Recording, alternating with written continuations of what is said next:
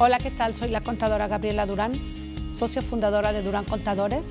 Ejerzo desde hace 20 años en el sector privado y para mí es un placer enorme poder estar con ustedes el día de hoy en esta charla de los principios básicos de contabilidad y la mecánica de los impuestos. Es muy importante para mí platicar con ustedes y vamos a partir desde el principio. Siempre me gusta platicar con el contribuyente y orientarlos para que se acerquen a los profesionales. Tienen una idea de negocio, es importante que se acerquen con nosotros. ¿Por qué? Porque nosotros vamos a ayudarlos a definir cómo se van a registrar. Es importante que partamos y entendamos qué tipos de contribuyentes existen. Tenemos dos tipos de contribuyentes, que son las personas físicas y las personas morales. Según las personas físicas, bueno, son las sociedades, es un ente jurídico. Cuando uno decide que va a arrancar algún negocio, entonces nos acercamos al profesional, al contador, y le planeamos nuestra idea de negocio. Entonces, el contador te va a preguntar qué tipo de negocio quieres hacer, ¿lo vas a hacer solo o lo vas a hacer en sociedad con alguien más? En base a esta plática, que es muy importante que tengamos, son como pláticas de inducción, nosotros nos sentamos con el contribuyente y en base a lo que él nos va expresando, nosotros lo vamos orientando. Entonces, es importante que partamos que hay dos tipos de contribuyentes. Tenemos las personas físicas y las personas morales. Las personas morales es el ente jurídico que se forma a través de dos o más socios. Tenemos varios tipos de sociedades, que son la sociedad colectiva, la sociedad en comandita simple, sociedad en comandita por acciones, sociedad de capital e industria, sociedad de responsabilidad limitada y la sociedad anónima, que esa es la que generalmente utilizamos y conocemos. Por otro lado, están las personas físicas, las personas que han decidido comenzar un negocio, ellos por su cuenta, y aquí dentro de las personas físicas podemos registrarlos de alguna manera, que son servicios profesionales, lo que se le llama honorarios, arrendamiento, una actividad empresarial, y tenemos un régimen que es el régimen de incorporación fiscal. Entonces, ¿cómo se llama? Me gustaría comenzar a platicar acerca de las obligaciones de las fiscales de las personas morales. A mí siempre me gusta platicar con el contribuyente, con mis clientes, las obligaciones fiscales que tienen. ¿Cuáles son las obligaciones fiscales? Generalmente se acercan con nosotros, pero no conocen cuáles son sus obligaciones. Es importante que cuando tenemos esta reunión, nosotros se los hagamos saber. Las personas morales tienen, todos los mexicanos, vamos a comenzar yo creo que ahí, todos los mexicanos tenemos obligaciones fiscales. Tenemos dos obligaciones fiscales de cajón, que son el impuesto sobre la renta y el impuesto al valor agregado. Son impuestos diferentes, sin embargo, estos impuestos todos los mexicanos estamos obligados a pagarlo. Entonces, partiendo de estos dos impuestos, vienen otros impuestos que se pueden generar según lo que nosotros estemos tributando. Entonces, para las personas morales tenemos el impuesto sobre la renta, el impuesto al valor agregado, tenemos ISR, retenciones por salarios en caso de que nosotros tengamos personal trabajando para nosotros y tengamos que hacerles se les pague su trabajo, y también en algunos casos las retenciones de ISR por retenciones de ISR y de IVA. Estas son las obligaciones que tenemos con las personas morales. El mecanismo para el cálculo del ISR mensual para las personas morales. Aquí me gustaría hacer hincapié que los impuestos, la mecánica de pago de impuestos del ISR y del IVA son unas mecánicas distintas, son impuestos distintos y se tributan y se pagan de manera diferente. Vamos a comenzar con el ISR. El ISR es un impuesto anual. Sin embargo, la ley nos obliga a hacer anticipos mensuales. ¿Cómo hacemos estos anticipos mensuales? Bueno, pues estos anticipos mensuales nosotros generamos un factor de ajuste, un ejercicio anterior, y sacamos un factor, y ese factor lo vamos a multiplicar por toda la facturación que tuvimos en nuestro mes. Entonces, aquí es muy importante. A veces los contribuyentes se equivocan y me dicen, es que las personas morales el primer año no pagan ISR. No es que no paguen el primer año ISR, más bien el primer año no dan anticipos de ISR porque no han tenido ese ajuste que nosotros determinamos con la información del ejercicio anterior. Entonces, sí se va a pagar, pero lo vas a pagar en tu declaración anual que se presenta en marzo. Entonces, el primer año, pues no tienen anticipos, pero sí se presenta de manera anual. Entonces, ¿cómo vamos a calcular este pago provisional de ISR? Lo vamos a hacer de esta manera. Toda la facturación que se tiene en el mes la vamos a sumar y vamos a determinar cuánto es. Aquí no importa que no me hayan pagado. A lo mejor yo facturé 1 millón de pesos, sin embargo solo me pagaron 100,000 pesos. Yo tengo que calcular sobre todo lo que facturé. No importa que no me lo hayan pagado. Y aquí a esta cantidad le aplicamos el factor que sacamos el ejercicio anterior, lo multiplicamos y eso es lo que vamos a enterar al fisco en el mes siguiente del cierre de nuestro mes. Entonces, esto es para ISR. El mecanismo para el pago definitivo de IVA, el ISR es un pago definitivo, o sea, es un pago provisional, vas dando anticipos de manera mensual y haces un ajuste anual. Sin embargo, el IVA es un pago definitivo mensual. ¿Qué quiere decir esto? Los pagos definitivos de IVA, o sea, aquí no vamos a tener un ajuste, aquí no vamos a tener una declaración anual. Se hace cada periodo, cada mes es definitivo. Entonces, ¿qué hacemos aquí? Aquí la mecánica del pago es distinta a la del ISR. Aquí nosotros nos vamos sobre lo efectivamente cobrado y lo efectivamente pagado. Hacemos una diferencia y le enteramos al fisco esa diferencia. Las retenciones por salarios. Bueno, aquí en las retenciones por salarios, pues ya comenzaste a trabajar, contrataste gente, acuerdas un salario con los trabajadores, pero hay que recordar que todos los mexicanos estamos obligados a pagar impuestos. Entonces, al trabajador, nosotros podemos pactar, a lo mejor te voy a pagar 2,000 pesos por semana, pero cuando le vamos a hacer su pago, a él, nosotros los contadores, también le hacemos una retención de impuestos. Entonces, hago su cálculo, yo le pago 2,000 pesos, hago el cálculo del impuesto del trabajador y esa cantidad que yo determino se la retengo. ¿Qué quiere decir que se la retengo? No se la entrego al trabajador. Entonces, el trabajador cuando cobra, pues va a cobrar a lo mejor 1,900 pesos y 100 pesos no los va a cobrar, porque ese dinero yo lo retuve y mi obligación es calcularlo, retenerlo y en el siguiente mes, en el día 17, tengo que enterarle ese dinero al fisco, se lo tengo que reembolsar. ¿Por qué? Porque son los impuestos de mis trabajadores que yo estoy enterando. Entonces, es importante siempre tener muy en cuenta que las retenciones por salarios no nos pertenecen, es un dinero que solo trasladamos. Por otro lado, también tenemos las retenciones de ISR e IVA. ¿Cuándo se da este caso de retenciones de ISR e IVA para las personas morales? Este caso se da cuando tenemos alguna transacción con alguna persona física con actividad profesional y arrendamiento. O sea, pueden ser los profesionistas, aquí la gente que tributa en ese régimen. ¿Y a quién pueden ser? Bueno, pues lo más clásico y lo más común son los contadores, que estamos registrados como servicios profesionales, y los abogados, los médicos. Entonces, si nosotros le prestamos un servicio a una persona moral, la persona moral tiene la obligación de retenerme. ¿Cuánto me va a retener? Me va a retener un 10% de ISR y las 2/3 partes de IVA. Entonces, si yo le cobro 5,000 pesos a la persona moral, entonces él no me va a pagar los 5,000. Va a ser 5,000 pesos más IVA, menos el 10% de la retención de ISR, menos las 2/3 partes de la retención de IVA. Entonces, yo como profesionista voy a recibir menos. A mí no me parece mal esta retención porque ya en cierta manera están pagando una parte de mis impuestos, estoy cobrando un poco menos, pero ya estoy enterando impuestos.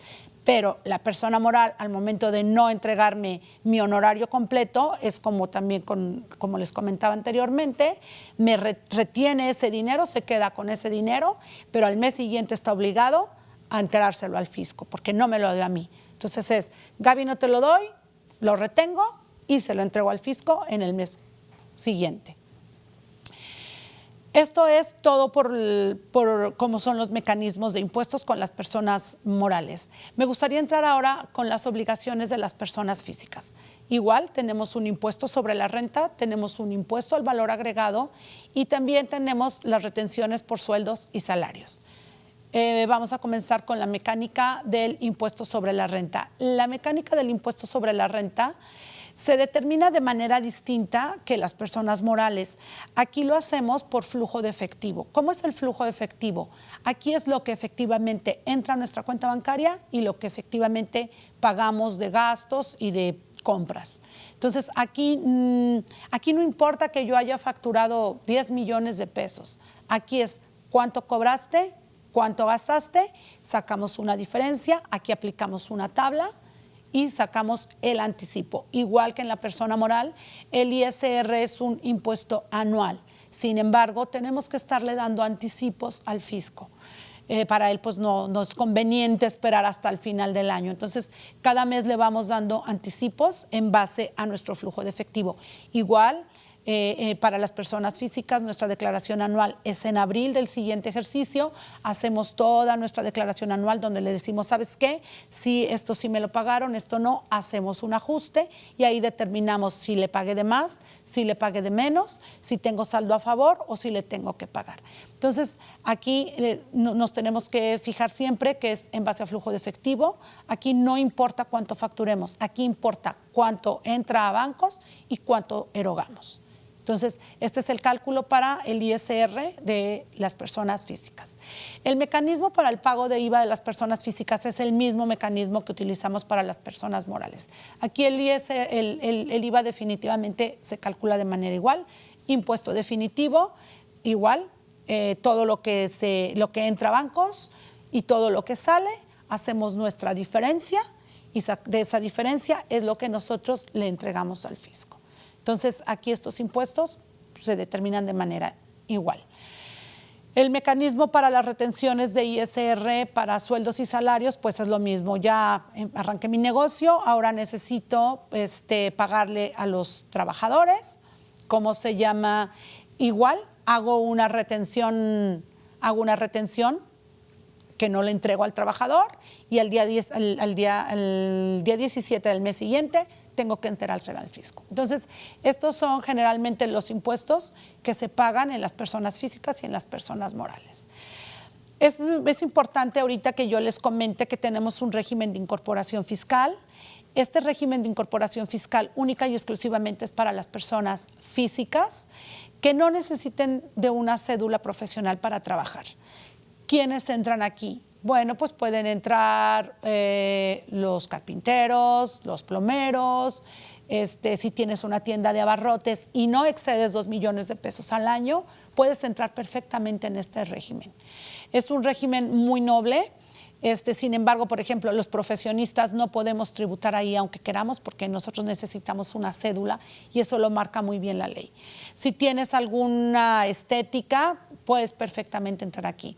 Este régimen es una muy buena oportunidad para registrarnos y para comenzar a tributar. Porque la ley nos da nos dice que en el primer año del ISR no vas a pagar ISR. Entonces, esto es una gran ventaja. ¿Por qué? Pues porque vas a trabajar y el fisco te dice, adelante, comienza a trabajar y el primer año no me vas a pagar impuesto. Entonces, esto para todos los contribuyentes es muy importante. El primer año sin impuesto de ISR se refleja y pues es importante que lo consideremos. ¿Sí? Aquí en las obligaciones que tenemos como el RIF, son pagos definitivos bimestrales. Aquí no tenemos una declaración anual. Aquí se declara de manera bimestral y cada bimestre se comienza el bimestre de enero y febrero, se acabó, se comienza otro. Entonces, aquí les digo, es muy importante que consideremos esta parte. Nos registramos en el RIF y no vamos a pagar el primer año el ISR. También en RIF mucha gente puede tener trabajadores y en caso de que los tengan, pues se les harán las retenciones correspondientes por los salarios, como lo comentábamos en los regímenes anteriores, se les retendrá y ese impuesto se entera.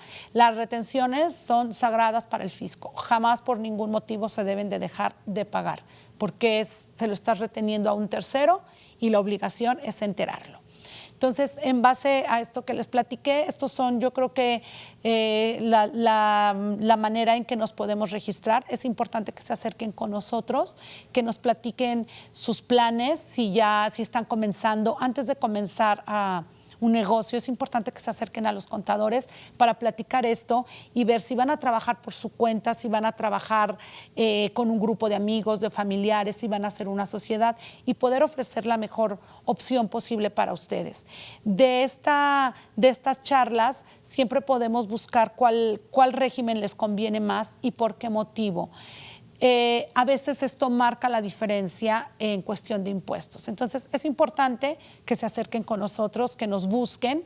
Si ya comenzaron un negocio, si sienten que no están como les gustaría que estuvieran, acérquense y búsquenos. Otra parte que también a mí me gustaría platicarles, generalmente yo tengo pláticas con los contribuyentes y no siempre tenemos claro, el contribuyente no tiene claro qué es un ingreso, qué es un egreso y cómo van a manejar sus negocios. Yo sí quisiera platicarles cuándo consideramos que es un ingreso. Es importante saber cuándo el fisco lo considera un ingreso acumulable. Los ingresos acumulables son los que se derivan de las ventas y de los servicios que prestamos. Esto es bien importante. A veces me hablan y me dicen, oiga, contadora, bajé un crédito, ¿voy a pagar impuestos? No.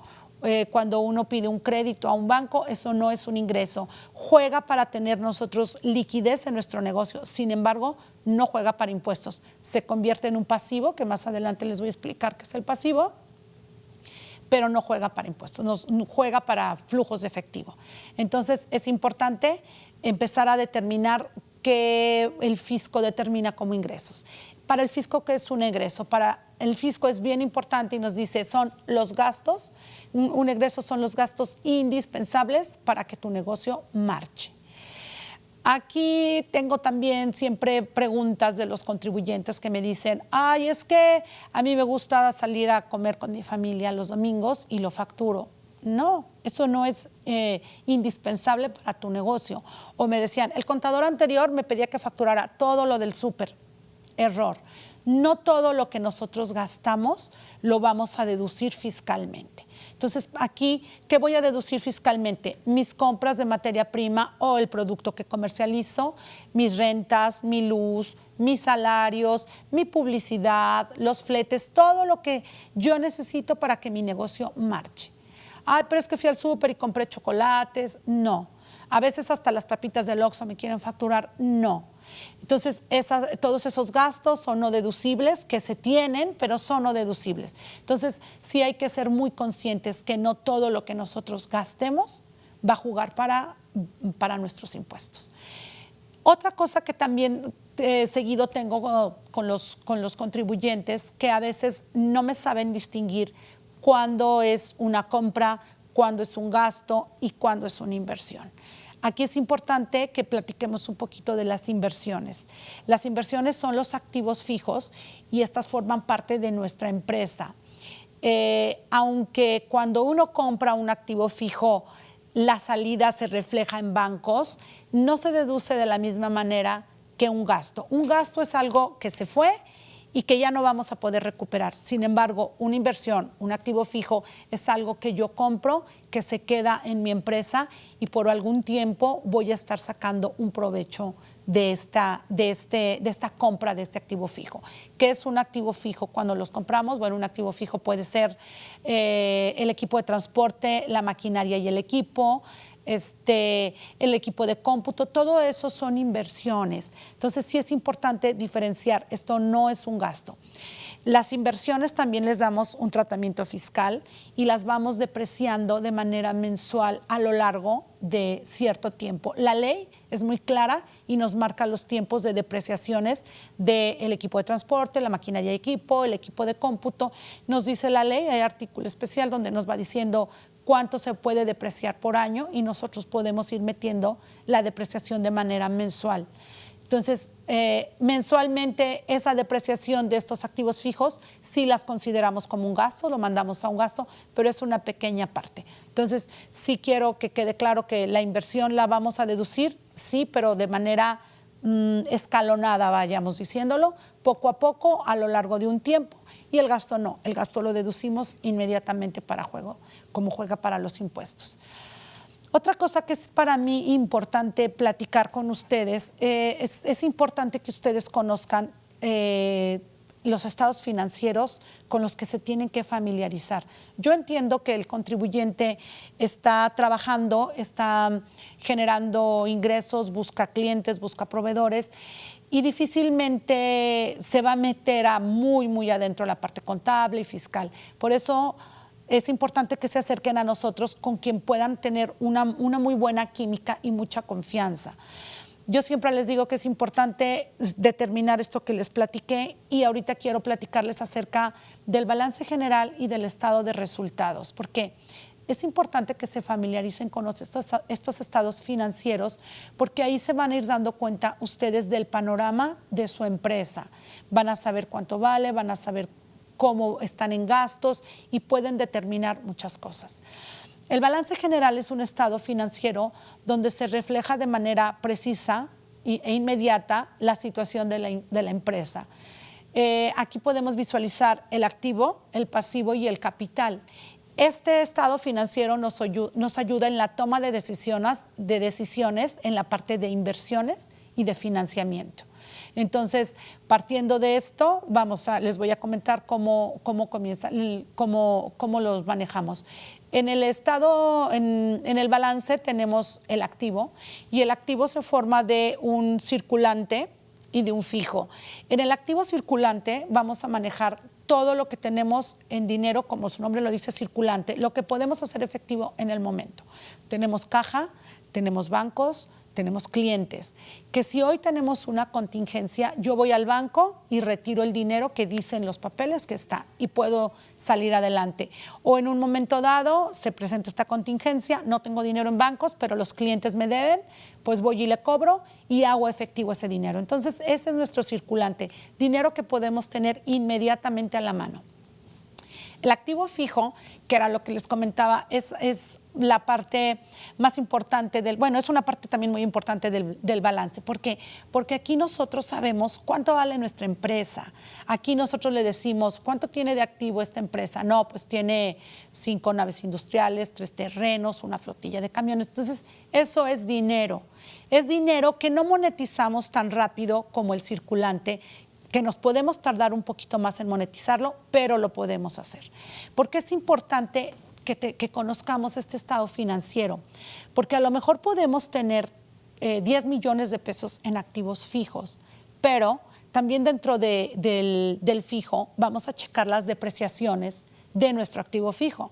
Si nuestras depreciaciones dicen que son 9 millones y yo tengo 10 millones de activos fijos, pues quiere decir que mi equipo, todo lo que tengo en activos, ya está obsoleto, ya se ha ido depreciando a través de los años. Entonces, ya no es tan rentable ese negocio, ¿sí? O bien, la depreciación es muy poca, tengo muy buenos activos fijos, pero me voy al pasivo. ¿Qué son los pasivos? Todas mis deudas. Ahí están todas mis deudas con bancos y le debo a los proveedores. Entonces ya de repente digo, no, pues sí, tengo 10 millones en mis activos, qué padre, no están tan depreciados, pero pues debo 9 millones en bancos o en créditos. Entonces dices, híjole, esta empresa no tiene tanta liquidez, ahorita está media endeudada. Entonces, por eso es bien importante conocer, a grosso modo, cómo podemos leer el balance y cómo nos puede servir. Entonces, es una radiografía, aquí nos dice cuánto vale nuestra empresa. El balance, eso nos dice, nosotros lo vemos y sabemos efectivamente cuánto vale en dinero, en activos y en pasivos. Por otro lado, tenemos el estado de resultados. Bueno, este estado financiero es sumamente importante porque es el que utilizamos en la mecánica de pago de impuestos. Aquí vamos a ver de una manera detallada y precisa nuestros ingresos, nuestros costos, nuestros gastos, y aquí, les digo, al hacer esa mecánica, determinamos si tenemos una utilidad o una pérdida en el periodo. Inclusive nosotros hacemos porcentajes y vemos cuánto tuvimos de ventas, cuánto tuvimos de compras, cuánto fueron de gastos, y vamos determinando los porcentajes y nosotros ahí podemos ir haciendo ajustes, y a lo mejor empiezas a decir, tengo demasiado gasto de nómina, y puedes revisar y a lo mejor puedes hacer recorte, o sabes que la luz subió de un mes a otro, ¿qué pasó? Híjole, hubo una fuga, el refrigerador falló, cosas de este tipo. Entonces, es muy importante conocer también su estado de resultados, que estos dos estados financieros van de la mano, pero sí es importante que ustedes los conozcan y sepan cómo juega uno y cómo juega otro. ¿Por qué? Porque en algún momento ustedes van a requerir de bajar un crédito posiblemente. ¿Y qué es lo primero que les van a pedir? Estados financieros. Entonces, siempre es bueno que ustedes, cuando el contador les dice voy a preparar estados financieros, generalmente ustedes también los firman junto con nosotros, cuando los lean, sepan que estamos mandando. Por lo menos, generalmente el contador les explica cómo están los estados financieros, pero que ustedes también tengan una idea de cómo funcionan y cómo sirven. Pues me ha dado mucho gusto haber podido estar en esta charla con ustedes. Espero que les sea de utilidad. Yo me pongo a sus órdenes. Como les comentaba, soy la contadora Gabriela Durán. Les dejo aquí mi información, mi email, mi número telefónico. Me ha dado mucho gusto poder estar con ustedes. Espero que nos veamos próximamente. Gracias.